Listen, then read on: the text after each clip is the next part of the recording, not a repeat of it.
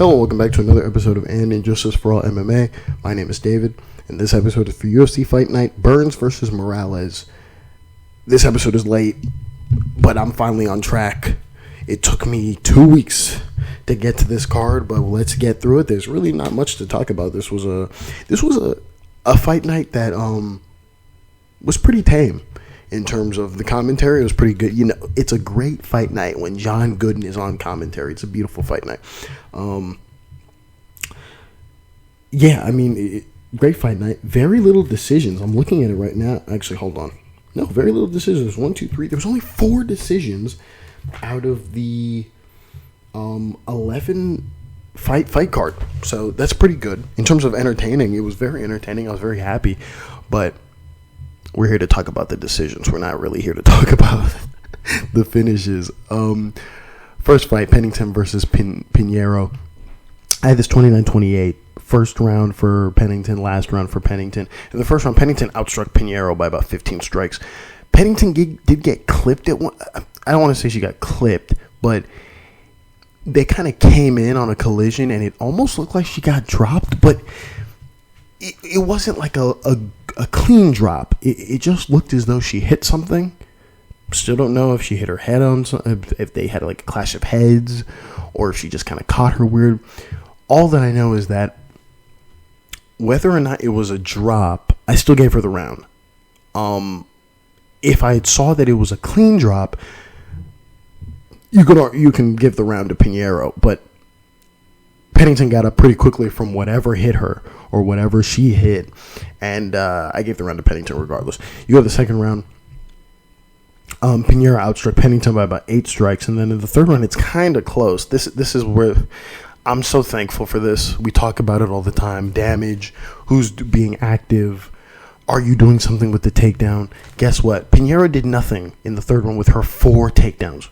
Okay, now here's the interesting bit. If Pennington wasn't outstriking Pinheiro on the feet, if Pennington wasn't outstriking Pinheiro on the feet, Pennington loses this round. She loses this fight, in my opinion. In the third round, Pinheiro had 4 takedowns. She gets them throughout that third round, does nothing with any of the takedowns. No submission attempts, no ground and pound, nothing. At the start of the third round, Pennington is outstriking Pinheiro. By the end of the third round, her tally is about 5+ strikes, but she's outstriking Pinheiro on the feet. When she gets taken down, she's active on the bottom. So she's not only trying to get up, but she's attacking with submission attempts, and she's throwing strikes from her back. That third round belongs to Raquel Pennington. You go to the judges' scorecards, and all 3 judges' scorecards are the same. They reflect mine. Derek Cleary, Saul D'Amato, and Ron McCarthy all have it 29-28 to Raquel Pennington. You go to the next honorable mention, and it's Erosa versus Costa. This was probably the best. This was fight of the night. They gave them fight of the night, but this was obviously fight of the night. I had this 29-28 to Costa. First 2 rounds to Costa. Close marker on the second round. Second round was weirdly close. I'll explain in a second. Third round, you give to Erosa. In that very first round, Erosa had a takedown. But it didn't matter. Costa outstruck him by about 26+ strikes. He was styling on him. He was outstriking him pretty well. He had his number in that first round. In the second round, Erosa had a takedown, but Costa had a reversal, and he outstruck Erosa on the feet. He outstruck him on the feet by about 3 to 4 strikes. The UFC numbers popped up and claimed that Erosa was ahead on strikes. That's baloney. He was outstriking him in that second round. Pretty clear. I want to say it's close. I put a close marker because the optics police were out. There's another, we'll speak about it later, on another fight where the optics police were out, right? This round looked bad for Costa, but he won the round. I'll give an example. Erosa took him down. Costa had the reversal. But on the feet, while Costa was outstriking him, Erosa is pushing the pace. So he looks a lot different in the first round, where Erosa is kind of going forward, but he's getting the amount of offense that was coming from Costa. There was no denying that he won the first round. In the second round, the amount that was coming from Costa had diminished greatly, but yet he was still outstriking Erosa pretty clear. That's why I gave him the second round. So I put a close marker because the optics police were out there. Third round, Erosa outstruck Costa by about 10 plus strikes. That's very, very, very clear. You go to the judges' scorecards here, and I don't think I found. Oh, I found it. You go to the judges' scorecards here, and they're a little different. So Ron McCarthy, his scorecard reflects mine. First 2 rounds for Costa, last round for Erosa. So does Chris Lee. His scorecard reflects mine. And then Junichiro Kamijo, he gives the first round. He gives the first round to Costa. He gives the second round to Erosa, which, you know, I put a close marker on, so I won't go too crazy, but honorable mention to Junichiro Kamijo. He gives the last round to Costa. That's fucking shit. That makes no sense. But I'm not going to... That's just bad. He gives the last round to Erosa, basically saying that despite Erosa outstriking Costa by about 10 plus strikes, that Costa won that round. That's nonsense, but whatever. Honorable mention to Junichiro Kamijo. Go to the next honorable mention, and it's Stoltzfus versus Ruziboev. 29-28 to Ruziboev. First 2 rounds to Ruziboev. Last round to Stoltzfus. First round, Ruziboev had a takedown. He was outstriking Stoltzfus on the feet by about 9 plus strikes. Stoltzfus had a submission attempt, but nothing serious. Stoltzfus appeared. There was a part where it looked as though he had dropped Ruziboev. And if that were the case, I would have given him the round. Obviously, on the replay, it showed that he didn't. But it was so quick that even in my head, I was like, whoa, did he drop him? But it didn't look as though he dropped him. They showed the replay. It showed that they just kind of clashed heads back onto the regularly scheduled program where Ruziboev is winning. And so the first round goes to Ruziboev. You go to the second round where Stoltzfus has a takedown.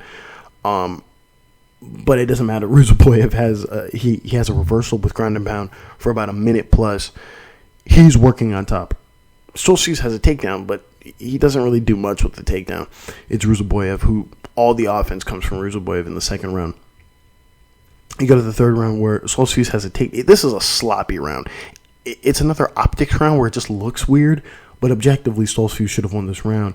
Stoltzfus has a takedown, and he outstrikes Ruziboev on the feet by about 4 strikes. When they're on the feet, they're kind of it's just one strike at a time from both fighters. And the cleaner strikes, in my opinion, are the cleaner strikes that land, in my opinion, are coming from Stoltzfus. Ruziboev is holding his own, but he's not outstriking Stoltzfus in this third round. That's why I have it 29-28, first 2 rounds to Ruziboev. Go to the honorable mentions here. Go to the honorable mentions, and it's kind of they're kind of mixed around and nonsense, honestly. Tony Weeks, honorable mention to Tony Weeks. I don't agree with the scorecard. He gives all 3 rounds to Ruziboev. That's nonsense. Honorable mention Eric Colon and Mike Bell. Eric Colon, he gives the first round to Stoltzfus. Now, I will say maybe he assumed there was a.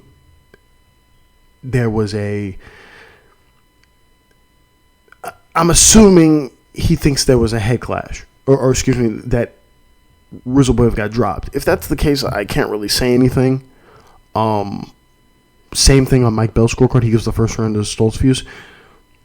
If that's the case, I can't really say anything. Maybe they just saw it different. You know, maybe they just saw it wrong. They just saw him get dropped, right? Beyond that, they both give the second round to Ruziboev and the third round to Ruziboev. I don't agree with that at all. Honorable mention, all 3. You go to the next honorable mention, and it's Yusuff versus Santos. Myron Santos, kind of boring. It's really boring. He's a great fighter in the sense that like he can strike, but like he's just it's boring. It's boring to me. Yusuff versus Santos. First round to Yusuff. Last 2 rounds to Santos. 29-28 for Santos. First round, Yusuff is outstriking Santos by about 4 strikes. The optics police are here again. I'm watching the first round and I'm looking at it and I'm going, Yusuff is outstriking Santos, but the optics just look. Santos's composure, the way he'll land in certain moments, it almost looks as though he's winning, but he's not. He didn't win the first round, in my opinion. That's fine. We move on. So it's an optics round. It just looked it didn't look very good for Yusuff. But the rest 2 rounds looked very good for Santos. Santos outstruck Yusuff by about 8 strikes in the second round, and then in the third round he outstruck Yusuff by about 10 strikes. That's where you get my 29-28. You go to the judges' scorecard, Saul Diamato, Derek Cleary. Honorable mention of those 2. They didn't give the first round to Yusuff. That's nonsense. They had it 30-27 for Santos, and then Eric Clone, his scorecard is the correct one. He gives the first round to Yusuff. That's the correct scorecard. He gives the first round to Yusuff, the last 2 rounds for Santos. Boom, that's where you go. Then after this fight, I'm sure I just saw the Reddit page. I haven't read it yet, but Eric Nicksick, he slipped a piece of paper. I don't know if it's money. He slipped a piece of paper over to what's his name? Over to Paul Felder. I don't know if they made like a little mini bet in between them of who was going to win that fight, or if he was going to do something. But he slipped him a piece of paper. I don't know if it's money or if it's a card sheet or something. But it was really funny to see on commentary. Other than that, before the main event, we had to hear Bisping just talk about how Burns isn't washed, and and Burns hasn't been put away like this, and all this nonsense. And I was thinking to myself,